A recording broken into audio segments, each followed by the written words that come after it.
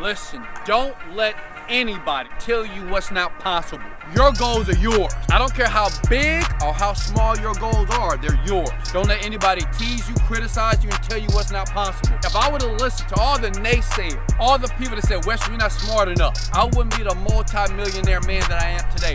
As a matter of fact, look at the license plate. I'm a billionaire. You hear me? I'm a billionaire! For everybody that honestly want to shift their lives from poor and average to rich and prosperous, I want to invite you to listen to a sound that would allow you to start meditating. That's what I do. That's my secret sauce, meditation. I've learned how to use my mind in a way to manifest what I want like this. It's my God power. And now I would like to give that to you. Let me suggest something before I let you go, whether you click the link below or not. In life, you don't get what you want. You get what you picture. If you keep looking at what everybody else is doing, you'll never be able to focus on what you need to do to get where you want to go. Take action. Much love. Let's go!